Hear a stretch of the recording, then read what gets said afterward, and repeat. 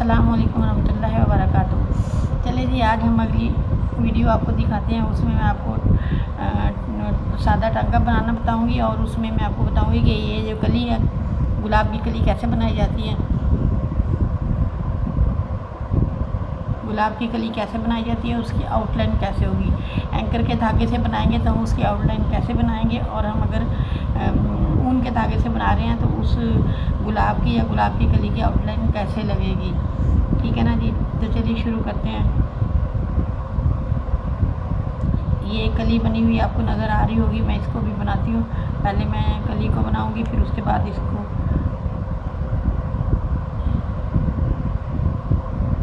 Green धागे से बनाएंगे।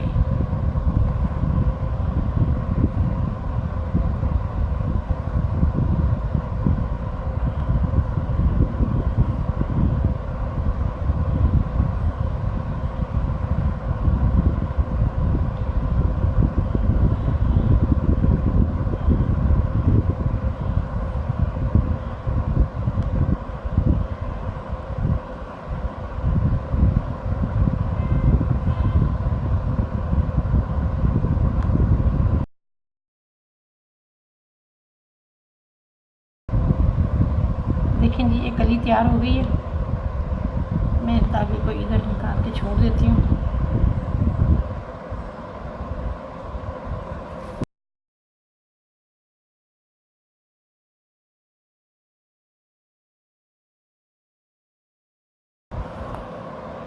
तकिए के गिलाफ हो, बेडशीट हो, मोटे कपड़े का काम हो तो आप उनका धागा इस्तेमाल कर सकती हैं। तो वैसे अगर शर्ट वगैरह बनानी होती है, बच्चों की फ्रॉक वगैरह, या कोई नफीस काम करना हो तो उसके लिए हमें एंकर का धागा इस्तेमाल करना चाहिए, क्योंकि एंकर का धागा जो है वो अपना लुक दिखाता है और बड़ी खूबसूरत सफाई भी आती है और जो है चमकता भी है और देखने में बहुत अच्छा लगता है। तो ये ऊन का धागा थोड़ा पायदार होता है, मजबूत होता है, और लेकिन ये काम करते वक्त उलझता बहुत है, बार बार उलझता है और मोटा भी होता है। तो ये मोटे कपड़े पे ही इसका काम अच्छा लगता है। यानी अगर हम कमीज़ का गला वगैरह बनाते हैं तो वो अच्छा नहीं लगता। हाँ, सिंध में या पंजाब में या बलूचिस्तान में ये लोग ऊन के धागे का काम ज़्यादा करते हैं, क्योंकि इनके कपड़ों पे शीशे का काम होता है और ये रेशमी कपड़ों पे कढ़ाई करती हैं। तो ये फिर 4 दिन धागा चल जाता है, ख़राब नहीं होता, इसका रंग भी नहीं उतरता, लेकिन इसके ऊपर भूरा आ जाता है। इसलिए ये धागा जो है ना, इतनी मेहनत भी इंसान करे और फिर उसके ऊपर भूरा आ जाए और चमकता नहीं है। खूबसूरती सिर्फ रंगों की वजह से होती है, वैसे इसमें इतनी खूबसूरती नहीं है इस धागे में। लेकिन जब हम कोई काम करते हैं, हमारा सुई थोड़ी सी आगे पीछे हो जाती है, ये उस ऐप को छुपा लेता है। जैसे अभी मैं काम कर रही हूँ, मुझे पता है कि मेरा हाथ कहीं सही जा रहा है, कहीं सही नहीं जा रहा, लेकिन देखने में नज़र आ रहा है कि ये जी पत्तियाँ बिल्कुल सही बन रही हैं, और मैं इसको बगैर देखे सोचे समझे फटाफट सुई चला रही हूँ। लेकिन मुझे पता है कि इसमें ऐप छुप जाता है इस धागे से। ठीक है जी, अभी मैं जो है इसकी आपको आउटलाइन बताती हूँ। धागा इधर बंद कर देती हूँ, दोबारा सुई में धागा डाल लेंगे। जिसकी आउटलाइन बनाते हैं, पहले हम इसकी बनाएंगे। ये जो मैंने गुलाब की कली बनाई थी, इसको हमने जो इसकी आउटलाइन करनी है ना, हमने छोटे छोटे टांकों से, डंडी टांके से नहीं करनी है, यूँ हमने इसको बड़े टांकों के साथ उठाना है, क्योंकि ये मोटा धागा है। और ये मैं इसको पीछे बैक में ले जाऊँगी, क्योंकि ये गुलाई में, तो यहाँ से फिलहाल इसको मैंने टर्न दिया और इसको ऊपर से फिर नथी कर दिया ये, और ये जो गुलाई में आ गया। अभी मैंने इसकी जो ये करनी है, ये भी मैं, ये लंबी पत्ती है तो मैं इसके फिर सेंटर में से उठाऊँगी और इसको मैं फिर इसके ऊपर से इसको यूँ कर दूँगी। ऐसे ही इसकी आउटलाइन थोड़ी मजबूत हो जाएगी और ये धागा किसी और चीज़ में नहीं फंसेगा। जैसे चूड़ियाँ होती हैं या दुपट्टा वगैरह होता है, उसमें ये हमारी फिंगर में किसी चीज़ में नहीं फंसेगा। हम छोटा छोटा टांका लेंगे तो इसके ऊपर से इसको हम आउटलाइन दे देंगे। ये दे दी, इसके ऊपर से फिर मैंने इसे उठा दी।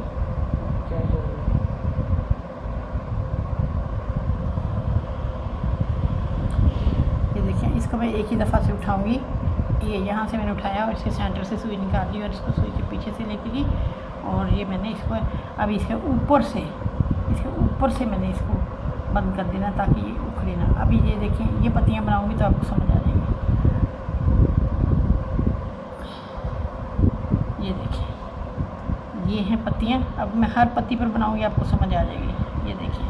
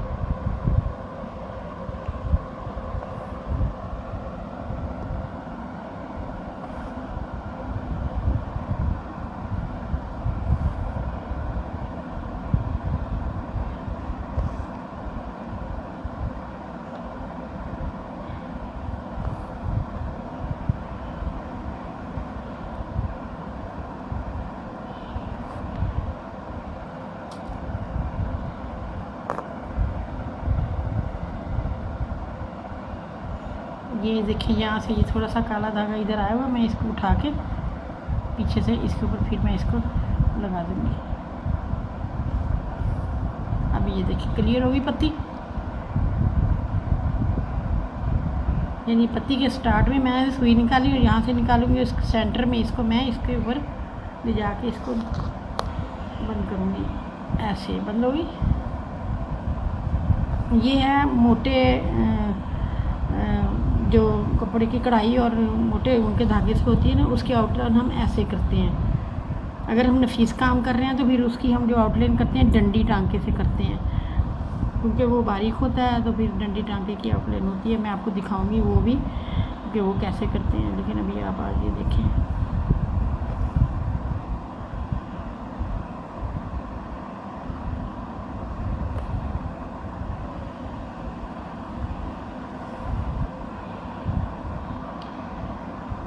इसके बाद मैं आपको इस पर शीशा लगाना बताऊंगी सिंपल तरीके से। जिनको शीशा नहीं लगाना आता तो वो जैसे मैं भी बताऊंगी इस तरह। ये देखिए सुई मेरी बाहर निकल गई थी, मैं इसको वापस दोबारा आके देखती हूँ।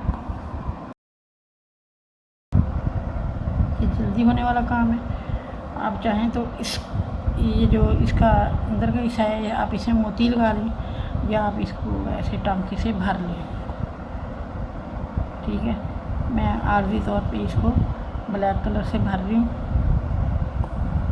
क्योंकि ये सुई में इसका यही धागा है। आप इसको अपने खूबसूरती के लिए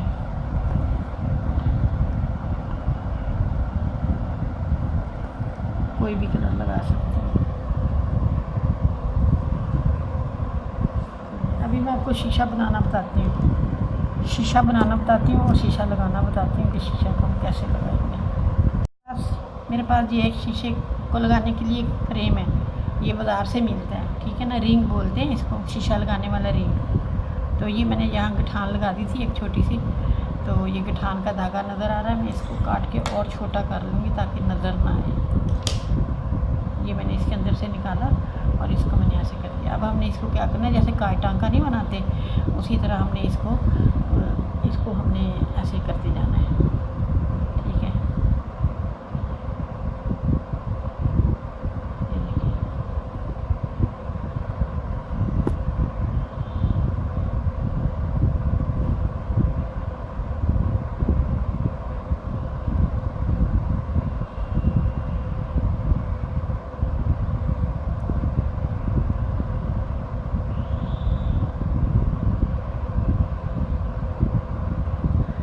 तो सिंगल धागा लगा लें, आप चाहें तो डबल धागे से बना लें। मैं तो आपको एक सिखाने के तौर पे आपको फ़िलहाल डबल धागा लगा के बता रही हूँ।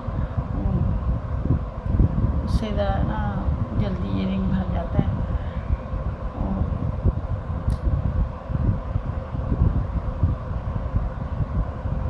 लगाएं और यूँ साथ साथ कर लें आप, ताकि ये रिंग नज़र ना आए। रिंग नज़र नहीं आना चाहिए।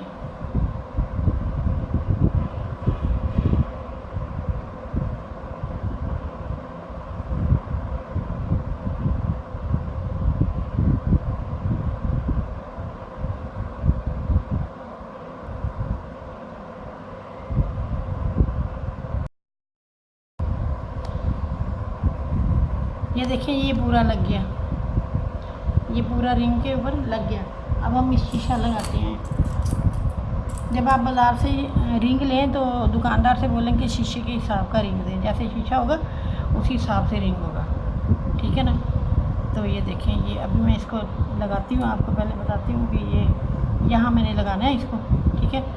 तो मैं इसको पहले इस तरह लथी करती हूँ ताकि ये खिसके ना, ठीक है। पहले मैं बड़े बड़े टांके लगा लेती हूँ।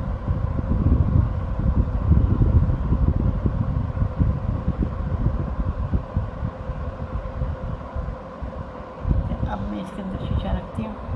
आप चाहें तो शीशे को गिल्लू के साथ पहले सेट कर लें, लगा लें, फिर उसके बाद आप इसको इसमें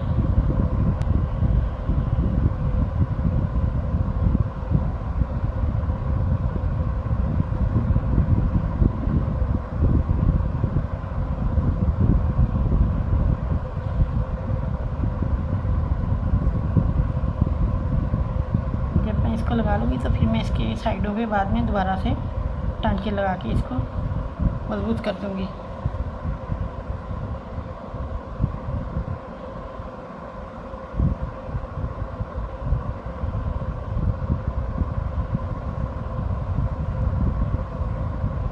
ये देखिए, ठीक है। अभी मैं इसको इस तरह मजबूत कर दूँगी, साथ साथ टांके उठा के।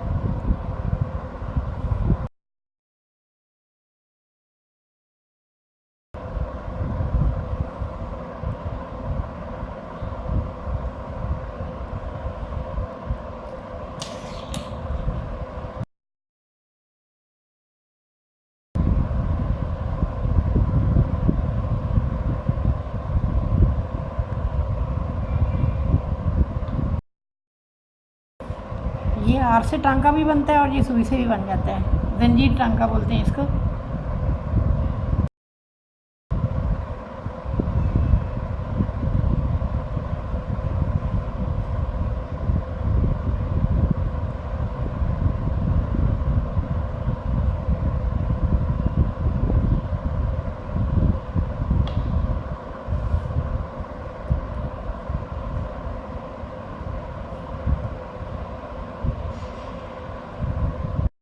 जी, ये हमारा फूल तैयार हो चुका है। ये है दिल, ये दिल तैयार हो गया है।